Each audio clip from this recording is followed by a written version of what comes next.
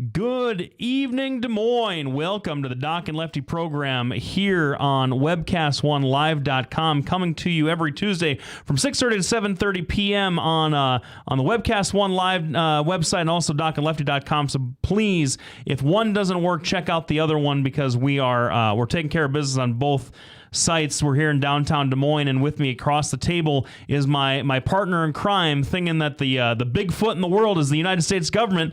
Dr. Patrick Petrosh. Doc, what's up? Hey, not much going on. Hey, how was Altoona-Palooza? I heard you played a little bit and sang some songs. It was awesome, man. Big shout to the Altoona-Palooza folks. It was a great event. We were the new band that I'm in, the J.B. Morrison Band, was the kickoff gig. The kickoff band, 4 o'clock on Saturday, this past Saturday at Altoona-Palooza. And I mean, that was a professional setup, my friend. They kept, I mean, I've never been played a show myself where the kind of like the handler for all the bands was, hey, you need to get a tenderloin, you want to grab some food or a beer from the stand of the vendors or whatever. Here's some of our Altoona-Palooza cash that people have to pay for, like drink tickets or food tickets or whatever. Here, just take about 20 of these and put them in your pocket. I didn't end up using them, so I gave them away gave them back to the event. But it was they took care of us, and it was really a lot of fun. And then I played at my good friend Ed Bull, the Marion County Attorney's event. Who's a conservative Republican. Didn't you have to give up your liberal card to go play at that? Oh, it was me, and I think there were probably 3 other Democrats there. So it was a bipartisan event. Well, good. Yep. So you played well. You played for a long time. You were telling me before the show you played 6 hours. Yeah, 2 hours in Altoona, and then Ed and his friends didn't want me to leave. I didn't get out of there until I didn't start packing up my stuff until about 11. See, that must feel nice having friends that don't want you to leave, because I'm telling you, the whole neighborhood can wait for you to go. Oh, there are a couple of different reasons for that. One, I was this pinko socialist living in your perfect Ayn Rand fascist paradise. Number one. Ayn Rand wasn't a fascist. She did just fine. I mean, we weren't fascists out there. Number two, who wants to taking your morning constitutional with your dog past the house where the sad law student who just got divorced is living for a few months before he has to take the bar exam? I mean, that can't be good for anybody. I probably decreased home values by about 25% that whole summer. Oh, wow, man, that's a lot. I mean, and I remember you sitting over there sweating it out because there's just rivers of sweat rolling right into the street. So, and then it would freeze up on his driveway. I'm like, listen, get a towel or something, put it down. Well, what can you do? Yeah, you can't do much. So anyway, also our social media guru, Jen, she's got a big thing coming up this weekend. Oh, yeah? Yeah. I wish the heck I could remember. I'm trying to find it on Facebook, and of course. Her band, The Spartan Blue, are they playing? No, she's joining a bunch of women rockers. Oh, the women writers in the round, yeah. Yes, there you go. That's what it is. So, yeah, they have that going on Friday, and she's going to come on and here a little bit later, probably when we're finishing out the show, and sing a little bit for us. And that's going to be exciting. Because if you haven't heard Jen, just all you got to do is YouTube Jen Allen. And, man, she's absolutely wonderful. So, and this will be the first time since we started the show that any kind of musical guest came on while you were here. Yes, it is. And it'll be fun. Because I generally try to avoid, musicals. Because that's right. Well, because, they have a tendency to be liberal. And, it's tough enough. Being outgunned all the time. I'll tell you what's kind of interesting is that the culture, like the expressions of culture that we accept as expressions of culture, TV, movies, music, whatever, all notoriously liberal enterprises. And you wonder, is it just that the liberals have the loudest mouths, or the conservatives just aren't creative? Well, I think what happened, the creative people used to be very conservative. I mean, very, very conservative. And then you had the 60s hippies culture, which kind of changed everything. And in order to survive, I mean, when the people that are in power are liberals and you want to keep your job and you want to act and you want to sing, then you kind of toe the party line. And hold on a second. No. I mean, we know about the blacklisting and all that stuff. I mean, when the conservatives did it to the liberals. Yeah. And all the communist people on the communist lists and all the rest of it who weren't on the lists or whatever. Well, I'm just saying, when the power structure changes, right? Because I'm young enough to be from a generation when the the movies were fairly conservative in nature. Oh, I see what you're saying. And yeah, then the action over a movies. period, over a period of time, the people that run the studios become more and more liberalized.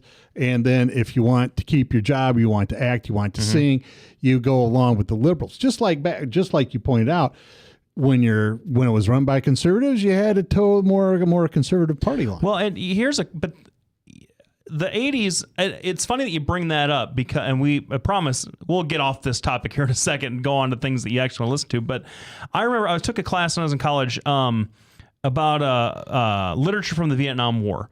And one of the things that we talked about was how the entire decade of the 1980s was kind of a reaction, kind of a whiplash reaction against that. And I was little, so I don't remember much of this stuff, but against the sense that we'd lost the Vietnam War in the 70s. And so the Rambo First Blood movies, all the big action stars coming out, fighting Russians or in some instances unnamed or generic Asian characters or whatever. Yeah. Kind of trying to help us as a culture redefine what we saw as a pretty terrible defeat politically and militarily in Vietnam. Yeah, I would agree. Did you agree with that? I'd agree with that. And I think that you're going to see a lot of that in the next decade after this debacle in the Middle East. Well, one of the things that from the 80s that's been lost is a lot of these studio heads became more and more liberal over the 70s. Started in the late 60s, went through the 70s, and then the early 80s there was a lot of them. So you saw a lot more graphic violence, a lot more graphic sexual content, and it finally culminated in To Live and Die in L.A., which before that movie came out, it was the one where Al Pacino says, "Here's my little friend," and I forgot the name of that movie. That's Scarface. Scarface. Yeah. So it went Scarface. Everybody went, "Oh my God, this is not entertainment. This is just awful." And then that movie is great. Then they went to Live and Die in L.A., and that was even worse. And then there was a giant backlash. And then, of course, everything kind of shifted back. Oh, we're going to be a little bit more conservative. And then it started going forward and then went in a different direction. Then you had Goonies with PG-13. So, evolution of movies. We'll be back right after this break. Holy cow. How do you like that segue, huh? Maddie, what do you think? She's back there just shaking her head going, Oh, she gave me a thumbs up. She had to do that. Yeah. Johnny, yeah, all right. Yeah. So we'll be back right after the break. We want to thank all of our sponsors for sponsoring us. There you go. Petrosian Associates, Lubinas Law Firm, Halo Capital, Des Moines Anesthesia, powered by Facebook and Two Birds Creative. And don't forget to follow us on Twitter and docandlefty.com and all that. We'll be back right after the break. Petrosian Associates, how can I help you? Petrosian Associates will provide you with a friendly, caring, and confidential place to find help for mental health concerns. We are ready for your call. Our doctor, Dr. J. Patrick Petrosh, provides a full range of psychiatric services for children, adolescents, and adults in a forthright and informative manner while maintaining a casual, comfortable, and relaxed atmosphere. Whether you're 10, 25, 50, 80 years old and beyond, everyone needs to live within their means. I'm Tom Coates with Consumer Credit of America. For almost a quarter of a century, we've helped people of all ages learn to manage their personal finances to benefit them far into the future. When problems arise, we've got the experience you need to make those debt problems go away. Got financial problems? Call Consumer Credit of America. From the RE/MAX Real Estate Concept Studios, this is Webcast One Live. So Seattle. Hey, welcome back, everybody. Thanks for sticking around with us here this hour. Doc and I were talking about what we wanted to do for the show today. And go ahead. Yeah. Well, we were just talking, and we think what we're going to do is just finish up with Rick Perry, because that's what I was going to talk. That's what I was going to mention is that you had desperately wanted, before I hijacked last week's show with what I thought was a very interesting and very substantive discussion about the Ferguson issue and the Michael Brown tragedy. Doc had desperately wanted to talk about this Rick Perry indictment, and we didn't. We only spent a couple of minutes on it, and so I know that you've got more thoughts aside from what we covered very, very briefly last week. So, Doc, we kind of set the stage, but maybe to refresh everybody's memory. Yeah, just go through just real quick about what an indictment really is. Right. Well, an indictment's the formal charging process of a crime. The state will impanel a jury. It's not a jury that determines guilt, so that's different. It's a grand jury as opposed to your petite jury in a jury trial, and the grand jury is tasked with determining whether or not there's enough evidence for the state to bring formal charges against a particular defendant. This grand jury in Texas, in Travis County, returned a 2-count indictment against Governor Perry alleging official corruption.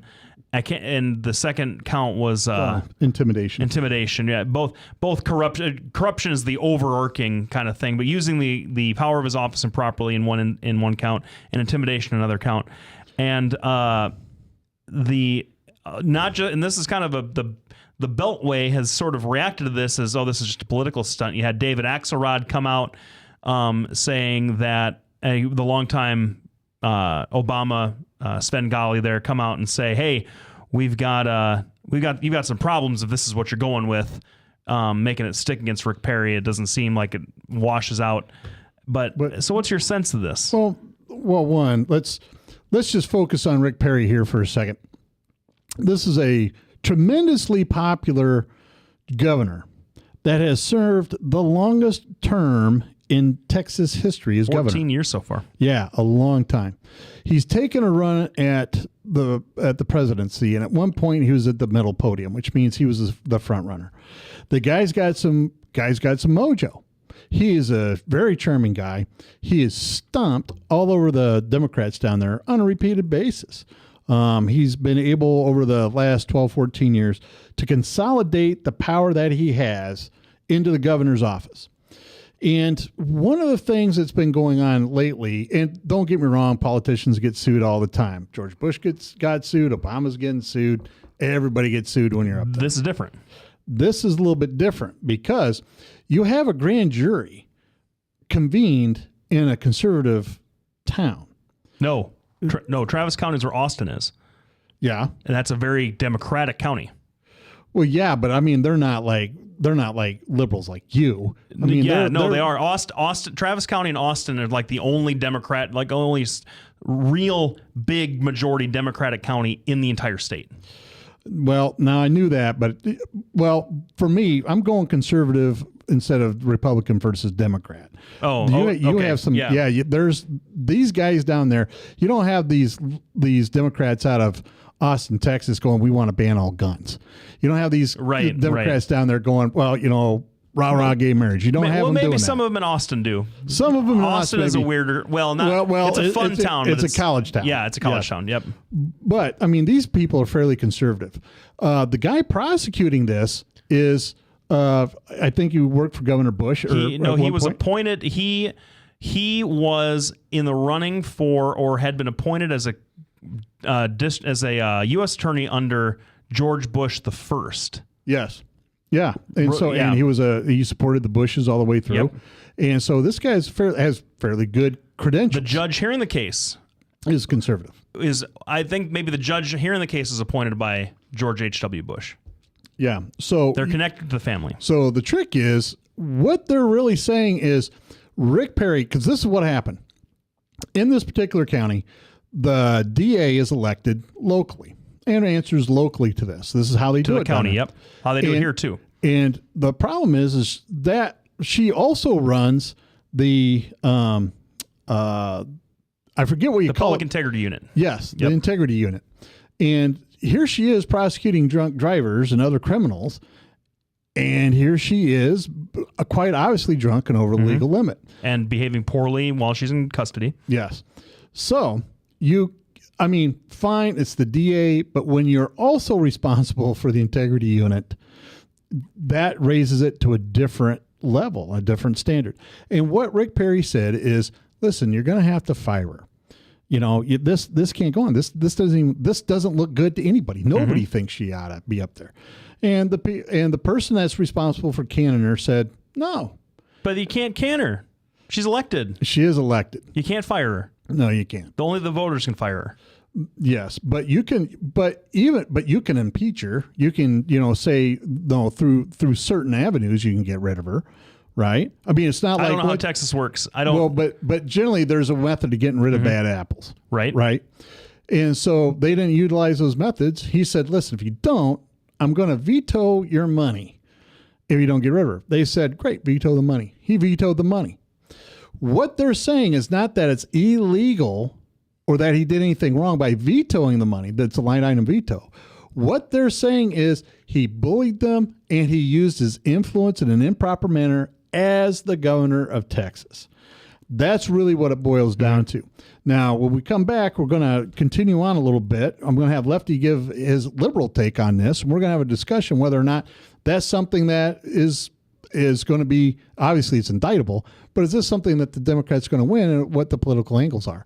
We want to thank everybody for tuning in. We'll be back right after this break. We're going to continue our discussion with Rick Perry. We want to thank all of our sponsors. Thank you for tuning in. We'll be back right after this. Whether you're 10, 25, 50, 80 years old and beyond, everyone needs to live within their means. I'm Tom Coates with Consumer Credit of America. For almost a quarter of a century, we've helped people of all ages learn to manage their personal finances to benefit them far into the future. When problems arise, we've got the experience you need to make those debt problems go away. Got financial problems? Call Consumer Credit of America.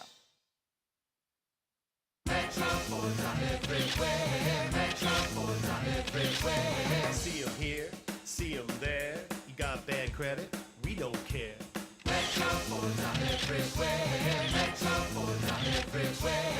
Visit emetroford.com for your guaranteed credit approval. Good credit, bad credit, no credit. Everybody drives with guaranteed credit approval at emetroford.com. Visit emetroford.com today. From the RE/MAX Real Estate Concept Studios, this is Webcast One Live. Hey, welcome back, everybody. We're talking about Rick Perry and the kind of facially convenient mess that he's in right now with respect to his potential 2016 presidential run. That's what a lot of Republicans are saying. This is just kind of a preemptive strike against Rick Perry to keep him from running in 2016. He's obviously taken it that way because he's using it as a campaign stump. Well, speech. he's saying it's straightforward. It's politically motivated. Well, here's that's been the line from every Texas Republican that's responded to this and asked a question about it. What I find interesting is there have been interviews with some of the members of the grand jury. Because jury members don't often like to talk about the cases that they're on, whether it's a grand jury or the jury in a trial or what. They don't like giving those kinds of interviews because it's a pretty serious thing, even when it's just a grand jury and you're determining evidence. But a couple of the members have granted interviews to the press down there, and they've said, "Look, we're not making any comment about what he's actually guilty of, but we kind of resent this diminution of our role because we heard a lot of evidence." And we fairly considered that evidence. And at the end of the day, we returned an indictment. And we didn't just do that for kicks. I would be very, very surprised if in Texas you found 12 people to be on a grand jury who are all rabid enough Democrats to return an indictment if there was no evidence of wrongdoing. And so I think that on its face it looks a little thin. Like I said last week, he was indicted. It's too easy to say, oh, indictments don't matter, because they do. They do matter. And you're right. But part of the thing when I'm looking at the exact verbiage of the thing over here online, and the verbiage is subjective, right? The verbiage is, well, we think he abused his power. Well, how do you define that? Do you define that as, hold on, you have the chief of the integrity unit and a DA who's drunk 3 times the legal limit, behaving badly, prosecuting these things, and I'm going to withhold your funding until you correct this situation? Is that an abuse of power? And, and frankly, I don't see any other case history that's similar. You get a lot of people, suing for this, suing for that. A lot of it's like, well, like Boehner suing Obama.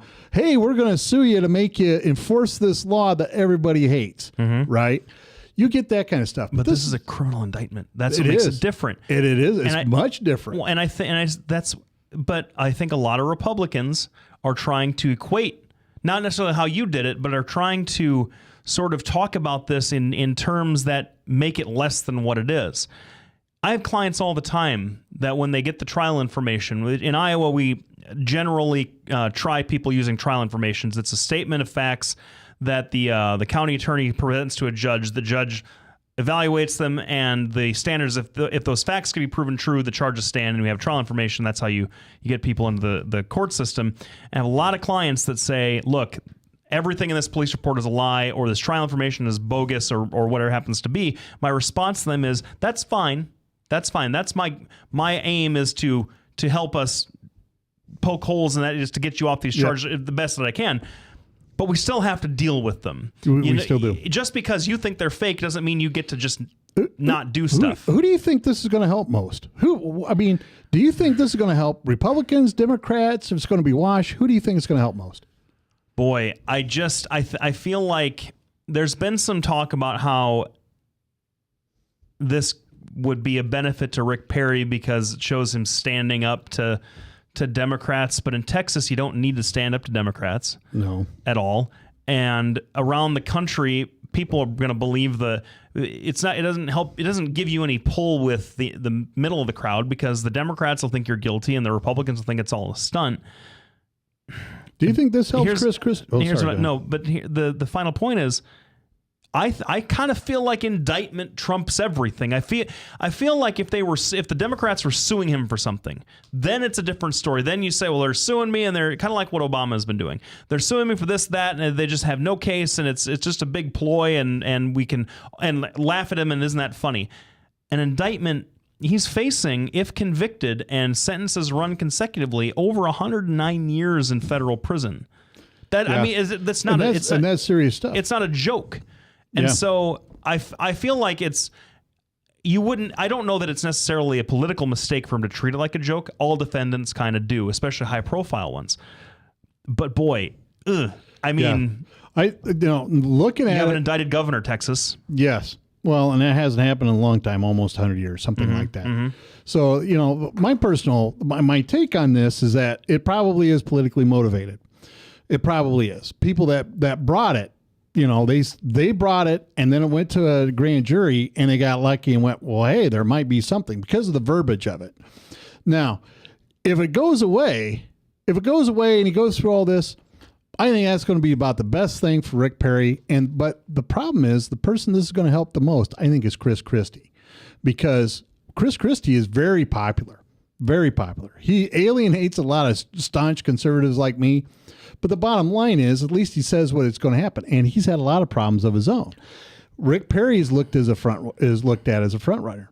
The more problem that there is among the Republicans that are going to be running for president, the more you can get separation from the masses. I don't know, because I think I'll run down Rick Perry really quick as a potential front runner for any 2016 race. Oops. Okay. The number one. He can't remember stuff. Yeah, and everybody, and that will be the ploy of everybody that runs against him.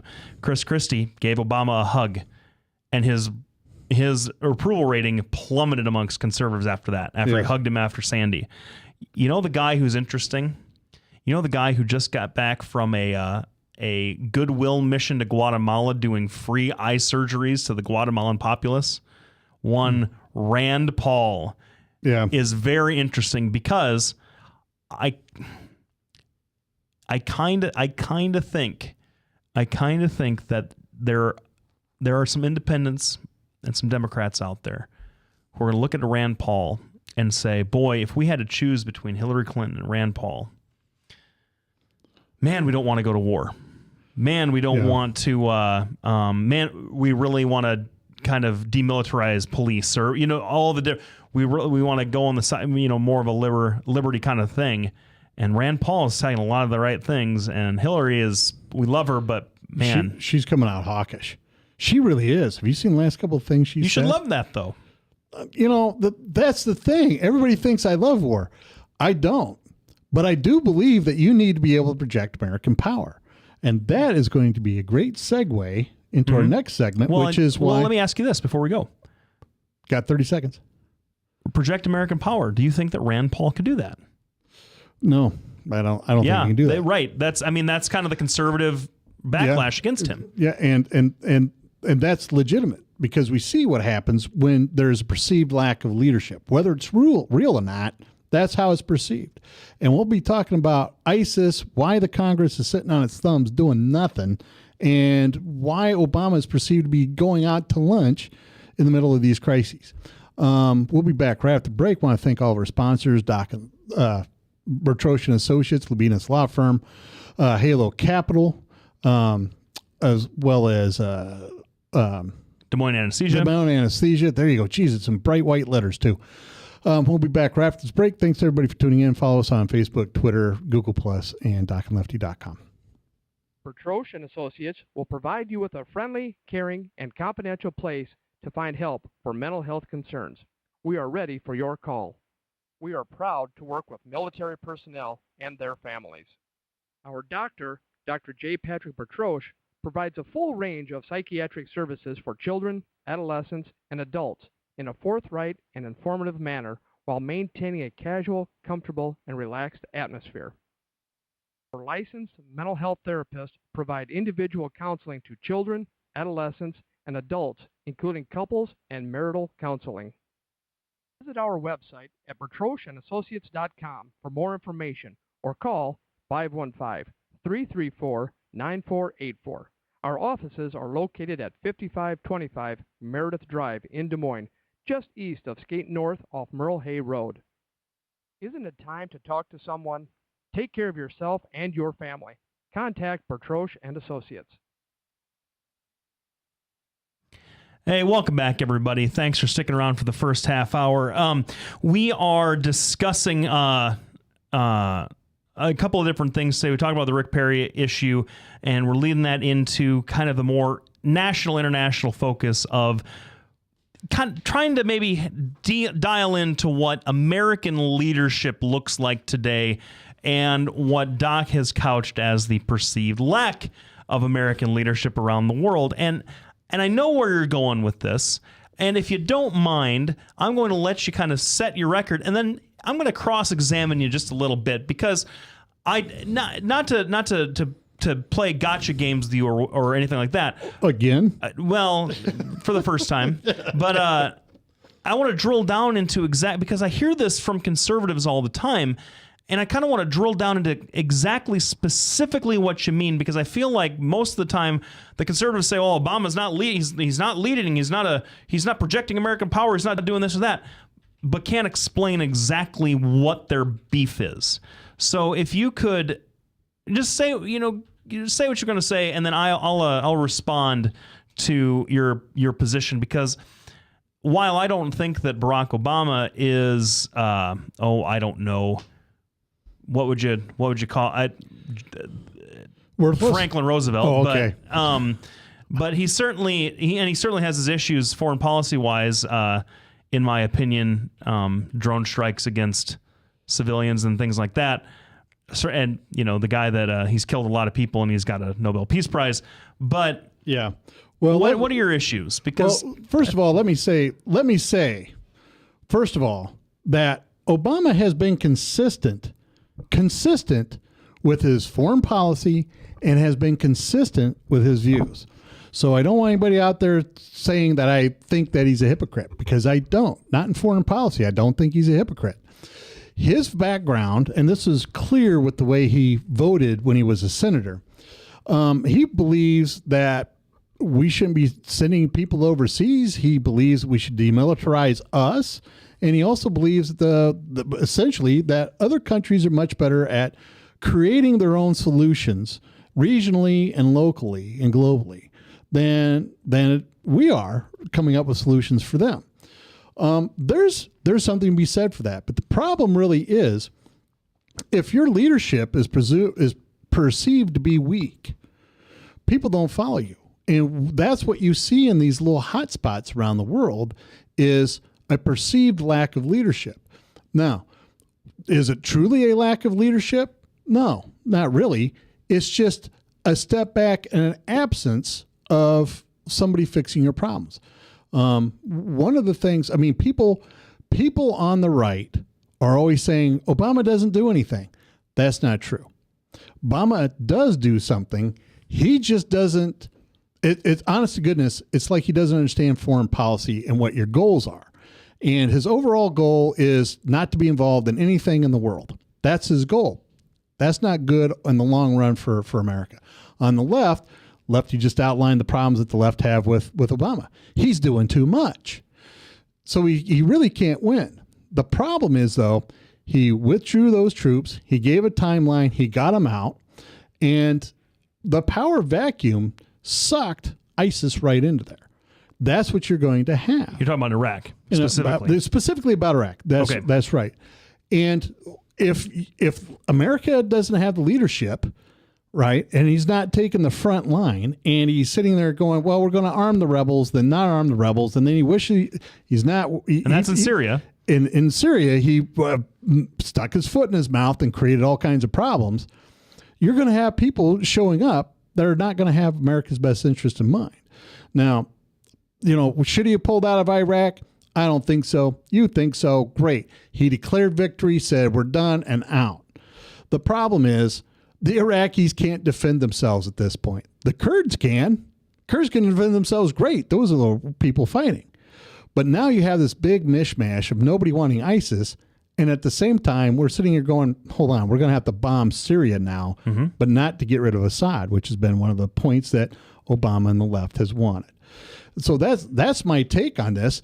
There's a perceived lack of leadership from the U.S. People are taking advantage of it, and locals are taking care of the problem locally. And that's just one phase of diplomacy. Okay, I was gonna ask some questions, but we're running a little bit short of time, and so I don't want to get too deep into it. But I just want to point out. Ask your first question when we come back. Well, I want to point out a couple of things. Okay, fine. Isn't it the case that Obama favored military action in Syria? Isn't that true? Well, he drew a line, and then when they because here's what it is. That's not the question. He favored it. He came out and said, I want to authorize military force in Syria, but we are a democracy. I want the Congress to vote on it. And the Congress didn't. And that's true. And he didn't do anything in Syria. But he's still a leader of the free world, and there's a reason that the 90 Days War Powers Act is in effect. Which is why he went into Iraq, where we already had an interest. We still had troops there, even though most of them had been withdrawn. And I still kind of think that the War Powers Act is probably unconstitutional. Basically, it's been challenged. I know that. But if you, so the Supreme Court says it's constitutional. No, I know, but conceptually, right. the idea of the Congress limiting the power of the commander in chief is probably not. I know all that. All right. Right. Well, my thing is there's a lot of reasons why we don't want to bomb in Syria. There's a lot of good reasons not to bomb Syria. Period. One, Assad turns out to be one of the last bastions against ISIS. So we don't want to take who John McCain and Lindsey Graham wanted to arm. Don't make me defend those guys. I hate it. But see, that's why it's so complicated, though. And absolutely, when we talk, the president's a lot easier to pick on than 535 do-nothings in Congress. That's always been the case. You got that right. I'm going to give Lefty 100% credit. This morning he said, we really ought to talk about why Congress isn't going to do anything. So why do you think they're not going to do anything? Because, and I'll tell you, I'm going to lay the blame square. Well, I'm going to lay the political blame at the feet of the Republicans, and I'm going to lay the sort of just kind of the moral blame or whatever. Now, I always think that military action is immoral. I always will. And that, not to say that our military are bad people, You but bet. that war is an immoral thing. You bet. And I'm always against it no matter what, which is why I'm not a politician or the leader of any kind of country, because I, as a pacifist, I can't. That wouldn't be good for anybody, really. You could be president of Lefty, Stan. I could be the prime minister of Japan. I mean, they have a pacifist constitution. Yes, they do. But the point is, the Republicans in Congress have been lockstep opposed to anything at all that would give Obama. And this is different. And I think you'd agree with me on this. Even back in the Reagan days, or even George W. Bush, the Democrats, while they were saying pretty negative things about the president and really opposed him on a lot of domestic stuff and opposed to him on foreign policy issues, would not openly criticize or call the president weak when it came to foreign policy. We're out there every single day stumping around saying the president is an incompetent foreign policy operator. That's what's happening today with a lot of Republicans in Congress. So now Barack Obama's a big boy, doesn't need me to defend him, but that political lack of will on the Republicans bleeding over into the Democrats say, look, we just want to be done with all of this. This, the guy that we elected is the guy that said he'd get us out of Iraq, have come together to form this paralysis in Congress, preventing it from doing its constitutional duty of declaring war and all matters pertaining thereto. All right. Now, that I agree with Lefty on that one. We'll be back right after this break. We want to thank everybody for tuning in. Don't forget to follow us on Facebook, Twitter, and DocandLefty.com. I want to thank all of our sponsors. We'll be back right after this break. Well, and we're going to continue. Shit. Oh, no. Did I say that one on air? You did. God, Maddie, I hate it when you do that to me. We're going to continue our discussion about ISIS. Hopefully, you'll be able to take that part out. We'll be back right after this break. From the RE/MAX Real Estate Concept Studios, this is Webcast One Live. Get away from us, you mean old credit card. We don't have any more money. We're in trouble now. Save us! Help! Somebody save us! Somebody help! Help! Save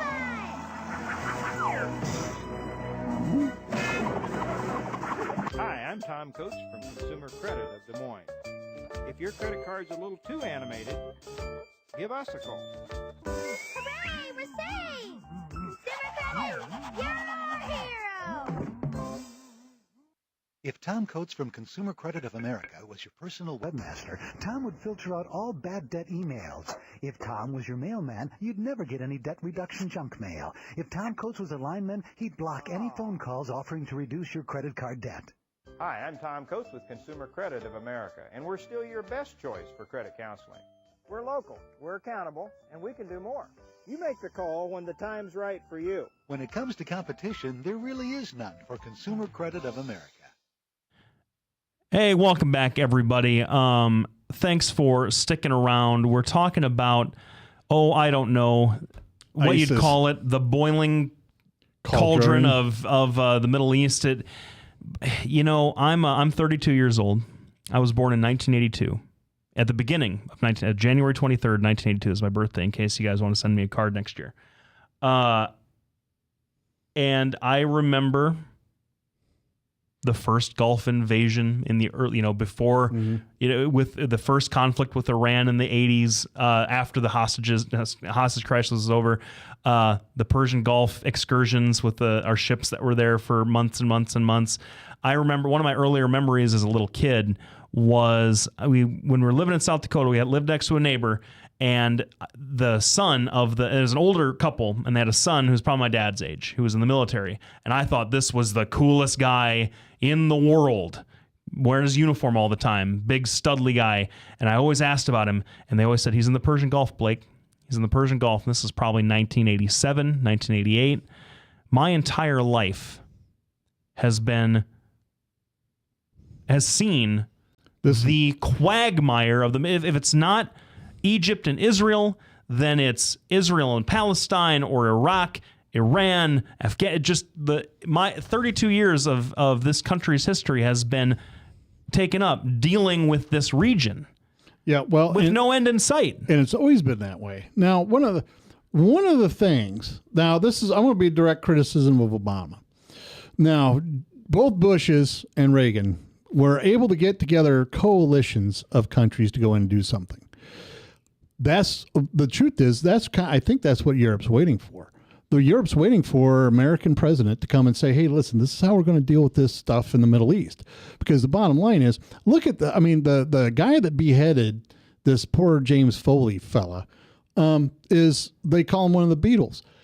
His dad's living in Britain. Yeah, he's a British citizen. He's a British citizen, was an Osama lieutenant, and this guy goes and fights for ISIS over there. Mm-hmm.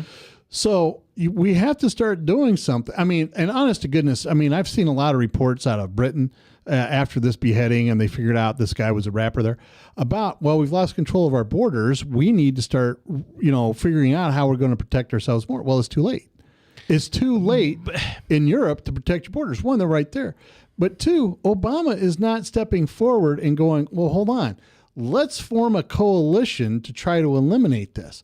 One of the interesting questions that I would pose to you, being the lawyer. Now, first of all, I want to say this is an opinion show. What Lefty says is his opinion and not an official, legally, whatever. Sure. advice. Yeah. Don't rely on this. Yeah. Don't rely on Lefty. But if they've declared themselves a caliphate and they're holding the reins of a state and they have the bureaucracy in place to rule in this area, are they now then a rogue state? I mean, are they a country? And if they are a country, can we declare war? Because really, Obama's treating this as well, it's a criminal act. It's not a criminal act, because if it was, you wouldn't be over there droning them to death. Well, right? But see, I mean, really. Well, but one of the reasons there is that ISIS has been on the record as desperately wanting a land war with the U.S. because they think they're winning. They think that they've defeated the American trained Iraqi army for all intents and purposes. They got the Kurds on the run. They've got and America just has not been responding, saying, hey, the folks that we left there need to be the ones doing this job. And that's not just this administration. That's the entire country feels that way, which is so the frustration that people feel is not frustration that America is not doing its job. It's the frustration of, gosh, we're going to get into another long, protracted thing in Iraq after we've just spent the last 13 years getting out. I mean, or the last 10, 11 years getting out. Well, yeah, whatever. You know what I mean? And so, but the definition of a state, I mean, look how long it took South Sudan to get statehood. Yes. I don't know that you just get to, in 2014, you don't just get to conquer a bunch of territory, call yourself a state, and then be recognized by the international community. It's not pre-World War I. That's how it used to happen. It doesn't happen that way anymore because of the globalization of the world community. So, I mean, what would you declare war on? Honestly. Well, yeah, I mean, that's it. Now, just now, seconds ago, headline on Fox News says top lawmakers demand an up or down vote on any action against ISIS. So here we are talking about, so lawmakers on both sides of the fence going, well, yeah, we ought to do that. The truth of the matter is, Obama doesn't want a lot of foreign entanglements. He just doesn't. He doesn't view that as something that's good for the world, even though it may be good for the U.S.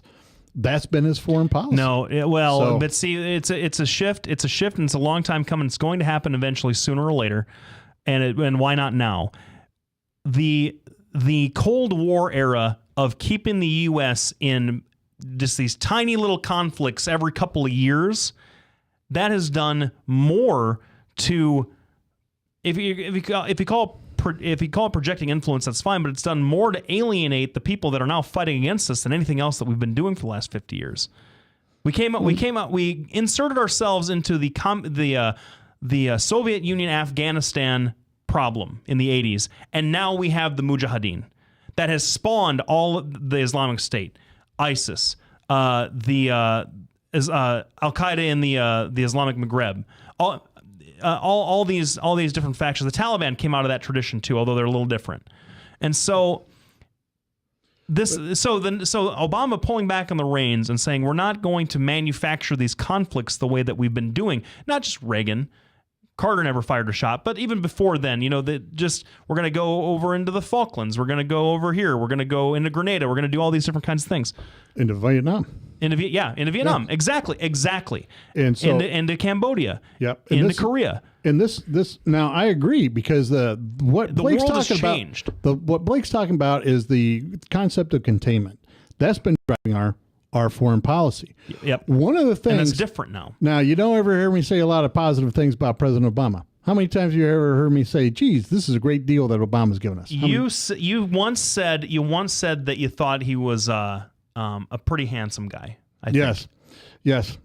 But outside of that, his foreign policy, what it has done, it has forced Europe, and it has forced Africa, and it has forced Russia and China and Malaysia to start looking at taking care of their own business in their own neighborhood.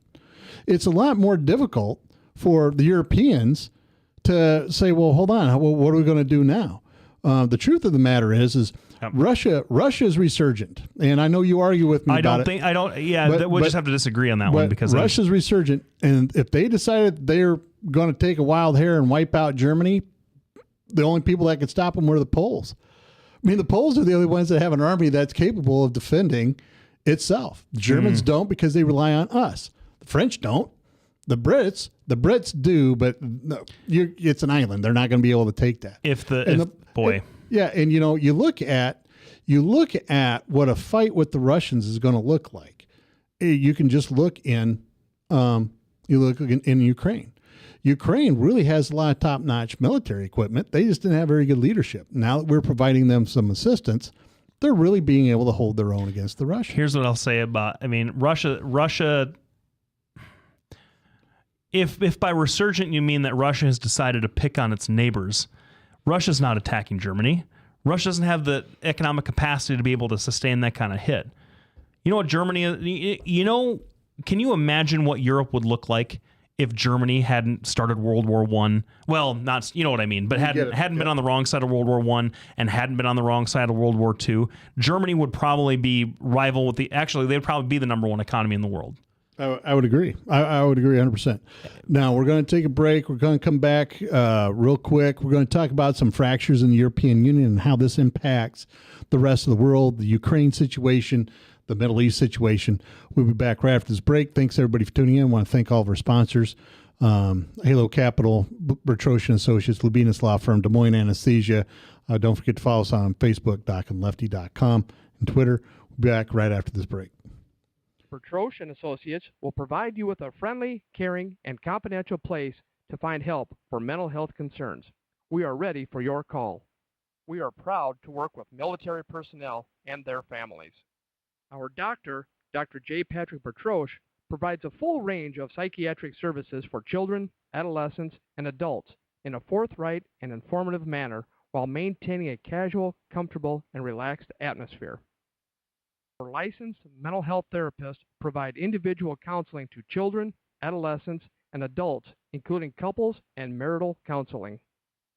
Visit our website at bertrosianassociates.com for more information or call 515-334-9484. Our offices are located at 5525 Meredith Drive in Des Moines, just east of Skate North off Merle Hay Road. Isn't it time to talk to someone? Take care of yourself and your family. Contact Bertroche and Associates. Hey, welcome back, everybody. Thanks for sticking around. This is Lefty, Doc and Lefty, coming to you live right now, 6:30 to 7:30. It'll be on our website. It's live streaming on webcast1live.com. The place to check us out will be on YouTube here shortly after the show. I feel a little uncomfortable starting this last segment because I feel like I'm in a kind of dropped in the middle of a little intra-show dispute here at the Doc and Lefty program, because we have a guest that I think we were going to give some time to at the end of the show. And then, Doc, you wanted to make one quick point about Germany. Here's the thing. Germany requires Russian energy to maintain its dominance.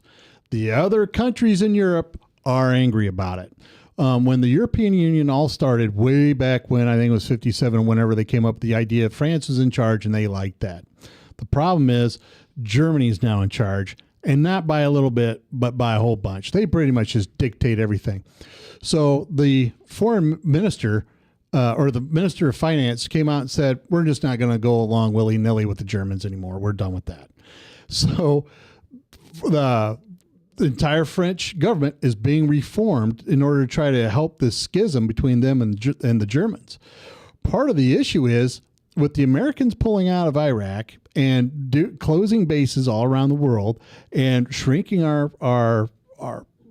army, they're having to look at their own security now. And they can't afford their social programs and their security. And so they're really having a lot of problems trying to keep their economies going under the circumstances. And why this is important? Syria does a lot of trading with Russia. A lot of Middle Eastern countries do a lot of business with Germany and not necessarily France.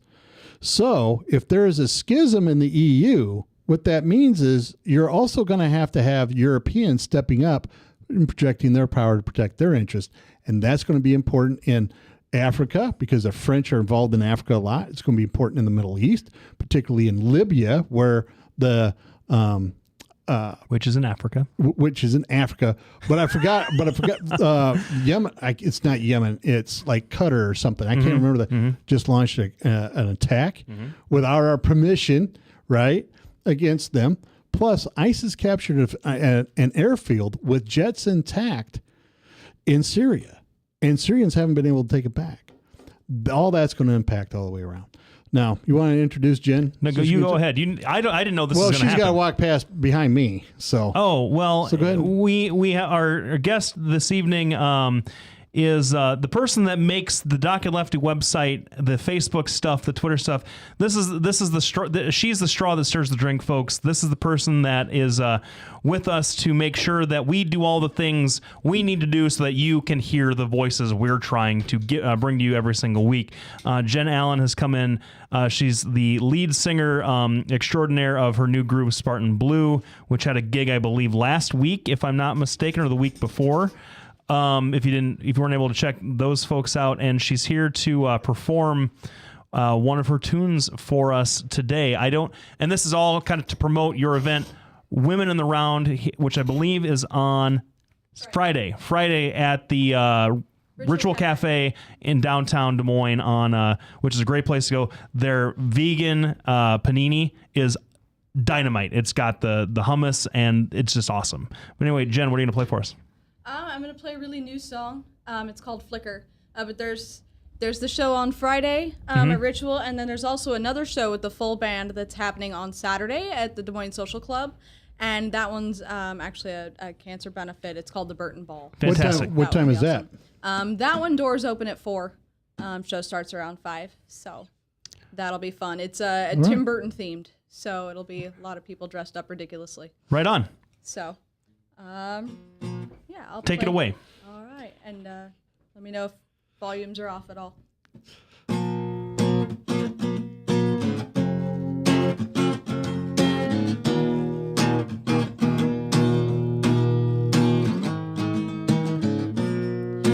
Got these little mascara marks on my pillow 'cause I cry myself to sleep.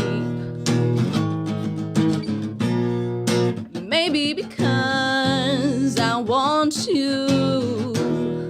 Maybe because I don't know. I write my thoughts on many blank pages, then I cross all of them out. I'll toss these papers on the tinders that we have strewn about. Build it higher, reflect the light, lose yourself in the fire. We both burn so bright. Build it higher, reflect the light, lose yourself in the fire. We both burn so bright. Flicker, flicker, flicker, flicker, flicker flames.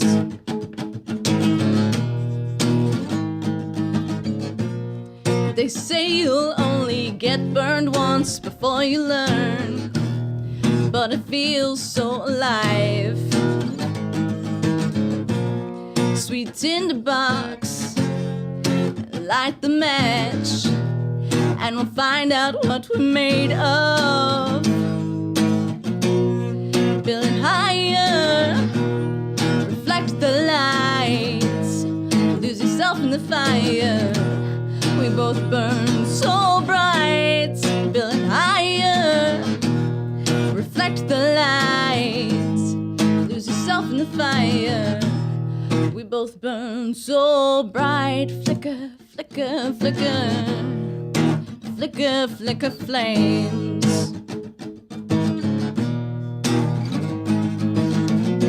Flicker, flicker, flicker, flicker, flicker flames.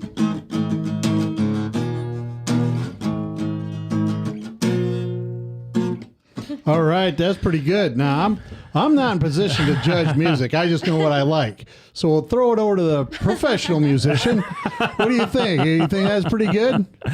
I'm going to defer to your opinion. My opinion about music, it's so complicated that I don't want to talk about it too much. All you got to do is say, "Yeah, that's good, Blake." That was really good. I'm telling you, they could complicate the most simple thing. I'll tell you. No, I thought it was really good. I gotta think that's a song for the whole band, right? Generally, yeah, because they all are. I could definitely tell that your that song rocks a little harder than, and as an acoustic guitar player, I can say this, that rocks a little harder than what you were, even though you're able to rock pretty hard just on you got to check her out on YouTube. Disclaimers galore. Oh yeah. Well, honest to goodness, this is what it's like talking to him. Hey Blake, you want a sandwich? No, I dug it. What kind of sandwich do I have? What do you mean by a sandwich? What can you define what salami is for me? Honest to goodness, this is what it's like talking to him. If you've ever seen salami in the actual salami store, you would know that you need to ask some more questions. No, I liked it a lot. And folks, if you dug that song, you'll see that and a whole lot more at Women of the Round here on Friday, and then Spartan Blue on Saturday, Des Moines Social Club, Ritual Cafe on Friday, Des Moines and Social Club on Saturday. Doors open at 4, starting at 5. Jen, thank you very much for playing your song. Hold on, before we go, that's a one song of many, I'm sure. Are you putting something new together with Spartan Blue? Are you recording? Are you doing anything right now? We're about to, yeah. We just pieced the group together recently. It's got a very new sound that we're developing, and we're just... Now, I heard there is a rumor. A rumor? That I think it's your new bassist. Is that who it is? Yes. That he had played on Slipknot's first... No. No? That rumor's not true? That's definitely not the new bassist. Well, then, do you have a person in your band like that? No. Rats. Well, then I heard the wrong rumor. Hey, this is not... No, I'm telling you, they came in. It's not like... I mean, believe it or not, you and I have mutual friends, right? Yes. And you would never think that, but anyway, that was a rumor, and I thought that was pretty interesting. So. That's because we're being secretive about who the bass player is. It's fun this way. Yeah. Oh my goodness. Well, that does it for us this week, Doc and Lefty. Jen, you got another song you want to play us out with? Sure. Yes, of course. Of course. No, well, she'll take care of it. Yeah. Thanks, Maddie. Thanks for all your great production work. Thank you, Doc, my partner in crime. Thanks to all our sponsors, Halo Capital, Des Moines Anesthesia. And if you want to sponsor, just let us know. Yes, we'll send somebody out. Please give the show a call. Give Doc a call. His number's all over the place. You can call my office. If I'm hardly ever there, but somebody will be able to help you. So thanks to all our sponsors, Bertosh Associates, Doc and Lefty. Check us out: Facebook, Twitter, YouTube. We'll probably get a Tumblr at some point. I assume that's the next thing. We have a Tumblr? We don't have one yet, but that's the next thing that people are doing. I don't know. That's why we have Jen. Now, Jen, what is that? What is Tumblr? But good night, everybody.